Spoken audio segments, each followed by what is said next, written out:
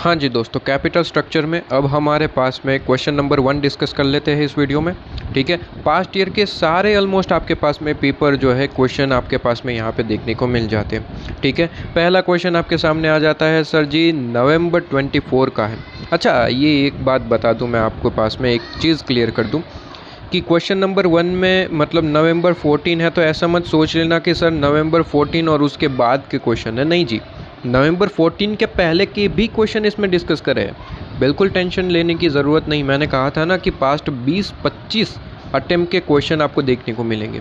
हाँ, जो आपके पास में ये पास्ट 20-25 अटेम्प्ट में जो रिपीटेड क्वेश्चन होते हैं ऑलमोस्ट सेम आपके पास में, वो क्वेश्चन हो सकता है कि मैंने ना लिया हो।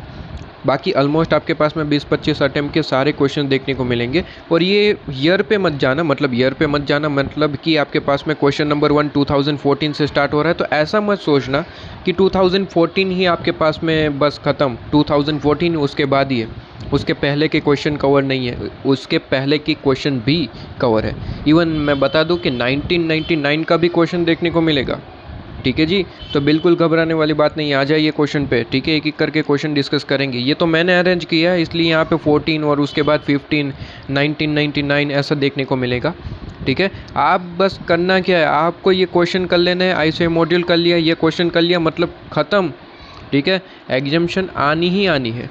ठीक है, बस ध्यान रखना दोस्तों, ये क्वेश्चन को खुद से ट्राई करना, इसलिए क्योंकि मैंने आपको वो पीडीएफ प्रोवाइड करी है कि जहाँ पे आपके पास में नीचे ब्लैंक है, सॉल्यूशन नहीं है। ठीक है, इसलिए प्रोवाइड करिए कि आप खुद से एक बार यहाँ पे आप जो है क्वेश्चन को रीड करें, खुद से सोल्व करिए। ठीक है, या फिर ऐसा भी हो सकता है कि कोई क्वेश्चन आपको नहीं आता तो आप लेक्चर देखिए। वीडियोस तो सारे अनलिमिटेड टाइम्स आपके पास में व्यू पे अवेलेबल है। ठीक है, अनलिमिटेड टाइम देखिए, कोई दिक्कत नहीं है आपके पास में। तो अगर कोई क्वेश्चन नहीं भी आता है तो लेक्चर देखिए, उसके बाद भी खुद से ही ट्राई करिए। लेक्चर देखने के बाद आपको आ गया, ठीक है, सारा कंसेप्ट क्लियर है, उसके बाद खुद से वापस से ट्राई करिए। देखिए, खुद से ट्राई करना है इसलिए यहाँ पे जगह दी है, वरना तो डायरेक्ट सॉल्यूशन पीडीएफ ही प्रोवाइड कर देता, क्या ही दिक्कत थी। ठीक है, सॉल्यूशन वाली पीडीएफ ही प्रोवाइड कर देता, मुझे कोई दिक्कत नहीं थी, सॉल्यूशन वाली ये पीडीएफ आपको प्रोवाइड कर देता। मैंने क्वेश्चन पीडीएफ क्यों प्रोवाइड करी है, ताकि इसलिए क्योंकि आप खुद से ट्राई करें। ठीक है जी, क्वेश्चन नंबर 1 पे आइए। कहता है अल्फा लिमिटेड करके कोई कंपनी है। ठीक है, कहता है required fund 80 lakh rupees, 80 lakh rupees की फ़ंड की रिक्वायरमेंट है। ठीक है जी, और कहता है कि आपके पास में टू राइज द फंड, आपके पास में कंपनी के पास 2 अल्टरनेटिव है। ठीक है, तो कंपनी को 80 लाख रुपए की ज़रूरत है, और 80 लाख रुपए कैसे इकट्ठा करेंगे। कहते हैं कि इनके पास 2 अल्टरनेटिव है, 2 तरीके हैं बेसिकली, उस तरीके से वो 80 लाख रुपए मंगवाएंगे। कहता है पहला तरीका, अल्टरनेटिव नंबर 1, कहता है इशू कर देंगे इक्विटी शेयर्स 100 रुपये वाले, और एट अ पारी इशू कर देंगे। कहता है 60 लाख रुपए के। अच्छा, कहते हैं 80 लाख रुपए की ज़रूरत थी, 60 लाख रुपए से इक्विटी शेयर लेंगे, तो बाकी के कहता है एंड बोरो कर लेंगे बैलेंस अमाउंट। बैलेंस अमाउंट कितना हुआ सर, 80 में से 60 से तो इक्विटी से ले लेंगे, 80 में से 60 लाख का तो इक्विटी से आ जाएगा। रिमेनिंग कितना बचा सर, 80 लाख माइनस 60 लाख, मतलब कि सर 20 लाख। तो 20 लाख का कहाँ से आएगा सर, बोरोइंग कर लेंगे। और कहते हैं इस पे इंटरेस्ट तो पे करना पड़ेगा, ऑब्वियसली लोन वगैरह ले रहे हैं, इंटरेस्ट पे नहीं करना पड़ेगा। क्या इंटरेस्ट तो करना पड़ेगा सर, 12% के हिसाब से इंटरेस्ट पे करना पड़ेगा।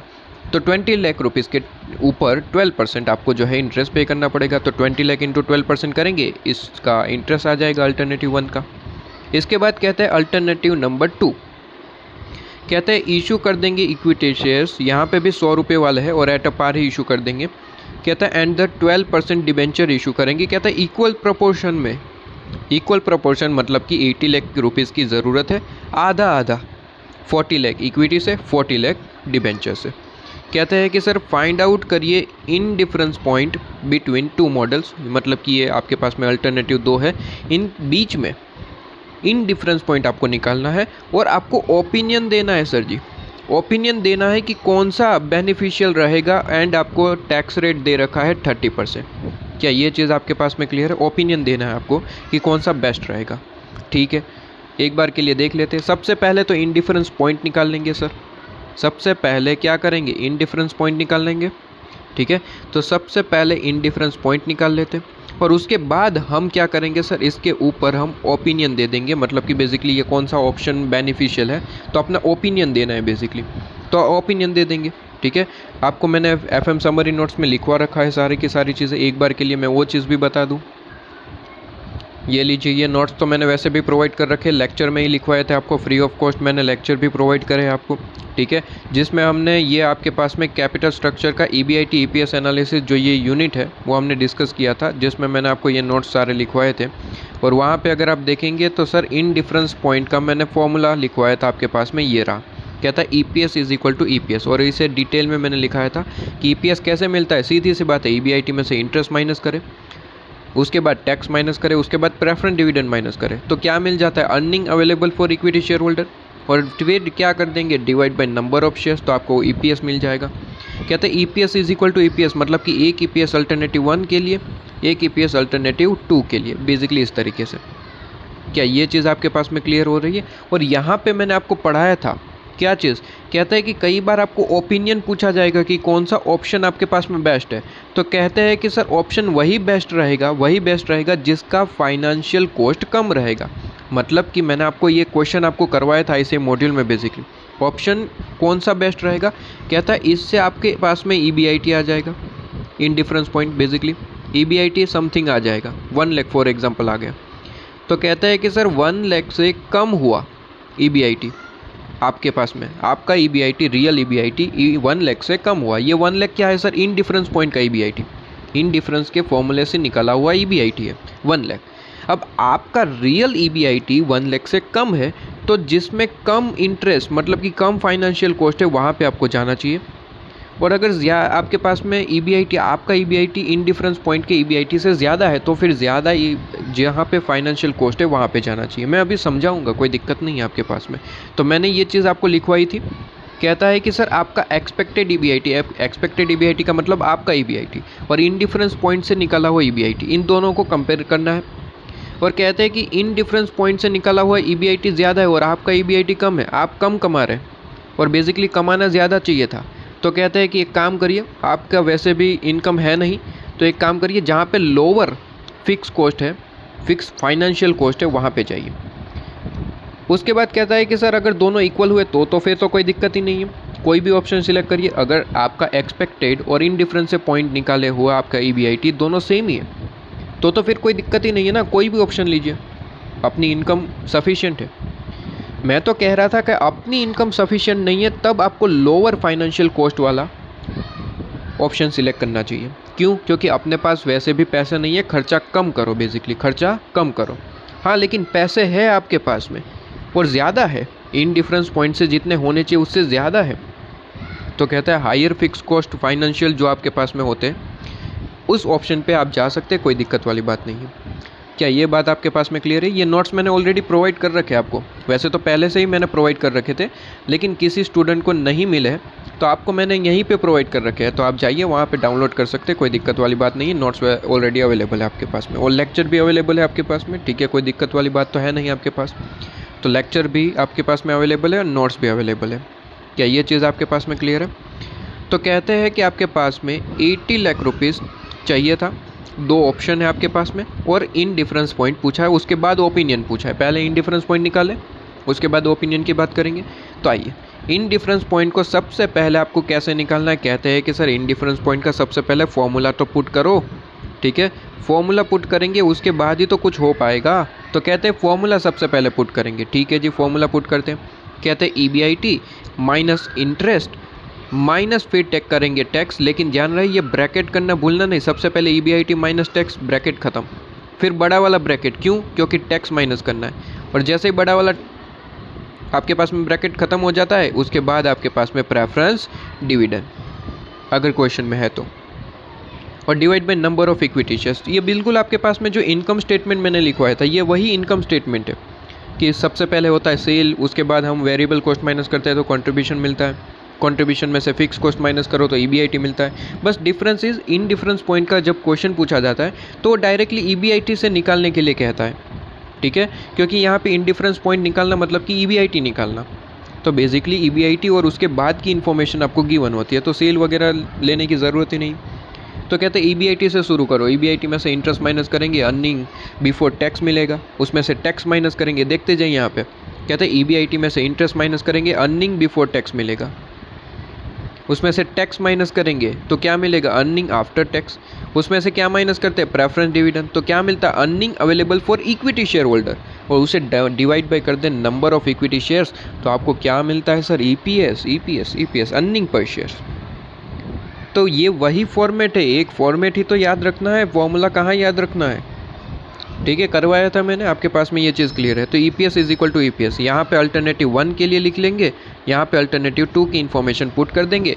ईबीआईटी की जगह कुछ नहीं पुट करेंगे क्योंकि इनडिफरेंस पॉइंट निकालना है हमें। इनडिफरेंस पॉइंट का मतलब होता है ईबीआईटी खुद से निकालो कि कितना होना चाहिए और आपका कितना है, ठीक है, ये चीज़ होती है। तो कहते हैं कि सर ईबीआईटी की जगह तो कुछ पुट नहीं करेंगे दोनों तरफ, बस बाकी की इन्फॉर्मेशन पुट करिए। तो कहते हैं अल्टरनेटिव 1 की सबसे पहले इन्फॉर्मेशन पुट करते, बताइए सर क्या चाहिए। सबसे पहले तो इंटरेस्ट की जगह कुछ वैल्यू पुट कर लेते, उसके बाद टैक्स की बात करेंगे, उसके बाद प्रेफरेंस डिविडेंड की। तो कहते हैं इंटरेस्ट कितना है, तो कहते हैं सीधी सी बात है, जितना डेप्थ लोगे, जितना लोन लोगे, जितना बोरोइंग करोगे, सारे नाम एक ही है, इंटरेस्ट पे करना पड़ेगा। कहते हैं कितना लोन लिया है अल्टरनेटिव 1 में, तो कहते हैं सर जी आपने लोन लिया है 12% के हिसाब से, लेकिन कितना, कहता है 80 लाख रुपए की ज़रूरत थी, 60 लाख तो इक्विटी से लाए, तो बाकी का सर 20 लाख, तो 20 लाख पे 12% इंटरेस्ट दे दो, तो 20 लाख आपके पास में इंटू 12% आपके पास, तो 2,40,000 इंटरेस्ट हो गया, तो 2,40,000 लिख देना चाहिए, 2,40,000।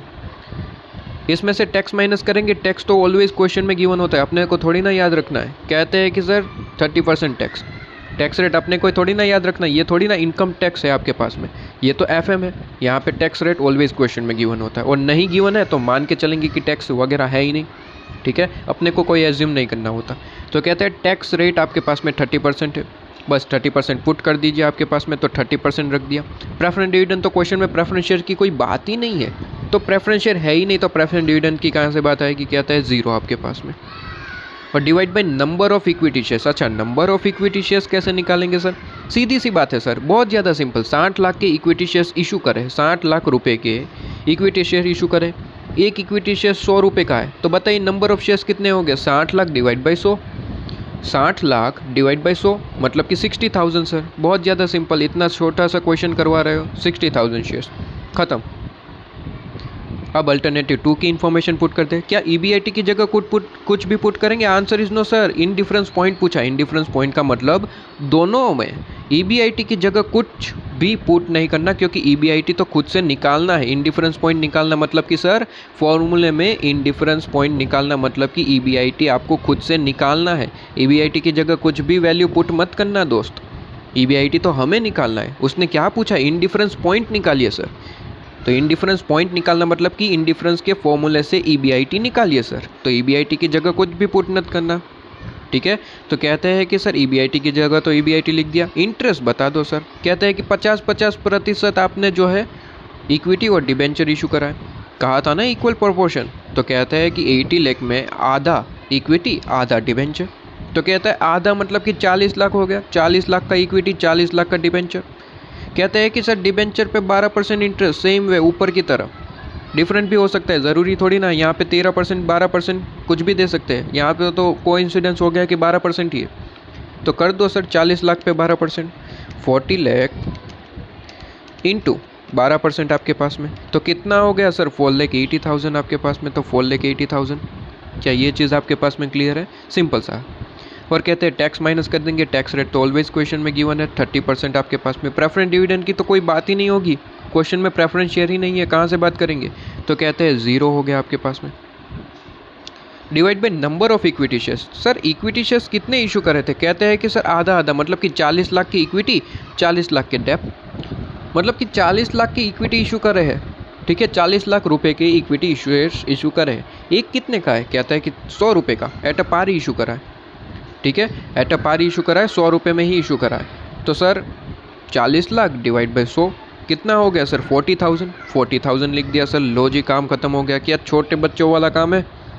अब सीखना ज़रा यहाँ पे एक चीज़ सीखना ज़रा, कहते हैं कि ऑलवेज, अब इसके बाद नेक्स्ट स्टेप आप कैसे सोल्व करेंगे, ऑलवेज इसी तरीके से करेंगे जिस तरीके से मैं बता रहा हूँ। सबसे पहले तो आप जो है यहाँ पे नीचे के जो साइड में जितना भी अमाउंट है उसे काट देंगे आमने सामने। कहते हैं 60,000 यहाँ पे शेयर्स है, यहाँ पे 40,000, तो 60,000 और 40,000 सबसे पहले कैलकुलेटर में लिख देंगे 60,000 डिवाइड बाई 40,000, यहाँ पे 1.5 आ गया। इतना तो आता है, बचपन से पढ़ के आ रहे हैं। सबसे पहले एक ही काम करना, नीचे बेस में जितना भी अमाउंट है उसे काटने की कोशिश करिए। काट दिया, ख़त्म। अब यहाँ पे जो अमाउंट आता है ना वो सीधे उस तरफ चला जाएगा, मल्टीप्लाई हो जाएगा। ये भी आपको पता है, बचपन से पढ़ के आते हैं। बस मैं तो ट्रिक बता रहा हूँ कि सबसे पहला स्टेप आपका ये होना चाहिए कि नीचे बेस में जितना लिखा है अमाउंट उसे काट दो और एक अमाउंट में कन्वर्ट कर दो। एक अमाउंट में कन्वर्ट कर दिया 1.5, अब वहाँ पे चला जाएगा, मल्टीप्लाई हो जाएगा बेसिकली। तो बताइए, ये तो वहाँ पे चला जाएगा, ठीक है। अब यहाँ पे क्या बचा सर, EBIT माइनस 2,40,000 और माइनस 30%। यहाँ पे तो ज़ीरो है, तो ये तो हट ही गए, आप लिखे ना लिखे। कहता है EBIT माइनस 2,40,000 और माइनस 30%। तो 30% दोनों से माइनस होगा सर, बिल्कुल सर, दोनों से माइनस होगा। तो कहता है 1 EBIT है, कुछ भी नहीं है, मतलब सिर्फ EBIT लिखा है, मतलब कि क्या है सर, 1 EBIT। तो 1 में से 30% माइनस किया 0.7 EBIT, और 2,40,000 माइनस 30% करेंगे 1,68,000 आपके पास में। तो ये आपके पास में हो गया। अब सामने की तरफ जाते हैं, कहता है यहाँ पे भी सेम है, 30% यहाँ से माइनस करेंगे, यहाँ से माइनस करेंगे। कहता है 0.7 EBIT, और यहाँ पे 4,80,000 माइनस 30% मतलब कि 3,36,000, और ये 1.5 जो है वो सामने जाके मल्टीप्लाई हो जाएगा बिल्कुल इसी तरीके से। बस अब 1.5 को मल्टीप्लाई कर दीजिए। यहाँ पे तो अभी सेम ही रखते हैं, कुछ चेंज नहीं करते। यहाँ पे 1.5 को मल्टीप्लाई करेंगे, आपके पास में ये आंसर आ जाएगा। और जैसे ही मल्टीप्लाई हो गया बस सॉल्यूशन ख़त्म।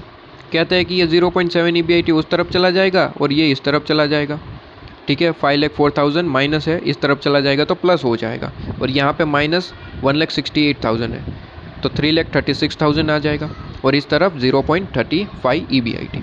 बस 0.35 डिवाइड बाई कर देना, EBIT का आंसर आपके पास में 9,60,000। क्लियर है आपके पास में। अच्छा, क्वेश्चन में देखिए, अब ओपिनियन पूछा था, तो ओपिनियन में क्या ही है सर, कहते हैं एक्सपेक्टेड EBIT आपका जितना भी है, ठीक है, आपका मतलब एक्सपेक्टेड मतलब कि आपका EBIT, ये तो इनडिफरेंस पॉइंट का EBIT है, इनडिफरेंस पॉइंट के फॉर्मूले से निकाला ना, तो ये इनडिफरेंस पॉइंट का EBIT है। कहते हैं आपका जो एक्सपेक्टेड EBIT है वो इससे कम है, ज़्यादा है या फिर इक्वल है, वो देखिए। अगर इससे कम है मतलब कि आपकी इनकम कम है, तो एक काम करिए, जहाँ पे लेस फाइनेंशियल कॉस्ट है, लेस फाइनेंशियल कॉस्ट का मतलब जहाँ पे इंटरेस्ट कॉस्ट कम है वहाँ पे जाइए। तो मतलब कि अल्टरनेटिव 1 में जाना चाहिए सर आपको। अगर आपकी कमाई कम है तो भाई खर्चा भी कम ही करो। कहते हैं कि सर उल्टा होता तो मतलब कि 9,60,000 आपके पास में इनडिफरेंस पॉइंट का EBIT, आपका एक्सपेक्टेड EBIT इससे ज़्यादा होता तो फिर दिक्कत ही नहीं है ना। बहुत ज़्यादा कमा रहे हो, बहुत ज़्यादा कमा रहे हो तो फिर रिस्क ले सकते हो। जहाँ पे आपके पास में फाइनेंशियल फिक्स कॉस्ट ज़्यादा है वहाँ पे जाइए, अल्टरनेटिव 2 में जाइए। और दोनों इक्वल ही है, मतलब कि आपका एक्सपेक्टेड EBIT भी 9,60,000 है और इनडिफरेंस पॉइंट का भी EBIT 9,60,000 है, तो फिर कोई दिक्कत ही नहीं। कोई भी जाइए, कहाँ पे भी जाइए, कोई दिक्कत नहीं है, हम तो मना करेंगे ही नहीं। अगर दोनों इनकम सेम है तो फिर दोनों ऑप्शन आपके लिए इक्वल ही है, कहीं पे भी जाइए, कोई दिक्कत नहीं है, ठीक है। तो वही ओपिनियन दे देंगे सर जी। कहते हैं कि आपका EBIT मतलब कि एक्सपेक्टेड EBIT कहता है लेस है 9,60,000 से, मतलब कि आपके पास में इनडिफरेंस पॉइंट का EBIT से, मतलब कि इनडिफरेंस पॉइंट के EBIT 9,60,000 से आपका EBIT कम है। तो भाई लेस जहाँ पे इंटरेस्ट कॉस्ट है, मतलब कि सीधी सीधी बात करूँ तो लेस फाइनेंशियल कॉस्ट है, वो सिलेक्ट कर लो और चले जाओ। तो कहते हैं अल्टरनेटिव 1 में चले जाना। लेकिन कहता है सर जी आपका EBIT ज़्यादा है और इनडिफरेंस से पॉइंट से जो आया EBIT वो कम है, मतलब कि आप ज़्यादा कमा रहे हो, तो बढ़िया है ना। तो फिर कोई दिक्कत ही नहीं, रिस्क ले लो, अल्टरनेटिव 2 में चले जाओ, क्योंकि वहाँ पे फाइनेंशियल कॉस्ट ज़्यादा है, तो वहाँ पे आप रिस्क ले सकते हैं, जा सकते हैं, वहाँ पे कोई दिक्कत नहीं है।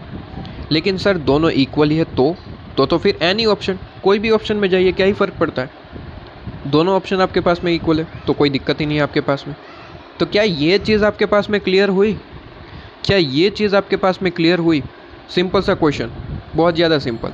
इसके बाद क्वेश्चन नंबर 2 देखेंगे। क्वेश्चन नंबर 2 का ईयर देख लेते हैं दोस्तों। क्वेश्चन नंबर 2 का कौन सा ईयर है? नवंबर 2016। अगेन वापस से बता देता हूँ कि ऐसा मत सोचना कि 2016 है, 2014 है, मतलब कि उसके पहले के क्वेश्चन नहीं है। अभी दिखाऊंगा मैं आपके पास में क्वेश्चन है, और इवन ये तो क्वेश्चन PDF तो आपको मिल ही चुकी है ना, तब तो कहाँ दिक्कत वाली बात है, आप PDF में वैसे भी देख चुके होंगे, ठीक है। ओल्ड पुराने साल के भी क्वेश्चन है आपके पास में, तो कोई दिक्कत नहीं है। ये बेसिकली क्या है कि सर कैपिटल स्ट्रक्चर के 2 यूनिट है, तो ऐसा मत सोचना कि 2014 के पहले के कवर नहीं है। ऐसा हो सकता है कि 2014 के पहले के भी क्वेश्चन कवर है, लेकिन वो कहाँ पे हो आपके पास में, थियरिकल कैपिटल स्ट्रक्चर थियरी पार्ट में। हमने 2 यूनिट बनाए थे, आपको याद हो तो, ठीक है। FM समरी में अगर दिखाऊँ तो सर क्या करवाया था, 2 यूनिट में पढ़ाया था मैंने, और उसी तरीके से क्वेश्चन भी करवा रहा हूँ। कहते कैपिटल स्ट्रक्चर थियरी, जहाँ पे वो आपने पढ़ा था ना, different theory formulas, basically NI approach, NOI approach, वो यहाँ पे, और बेसिकली EBIT EPS एनालिसिस। तो दोनों के क्वेश्चन मिला के टोटल कैपिटल स्ट्रक्चर के क्वेश्चन बनते हैं। तो 15-20 क्वेश्चन इसके, 15-20 क्वेश्चन इसके, तो आप समझ लीजिए कि कितने अटेम्प्ट के क्वेश्चन हो गए, 20-25 क्वेश्चन हो गए आपके पास में, ठीक है। 20-25 अटेम्प्ट के क्वेश्चन हो जाते हैं आपके पास में, ठीक है।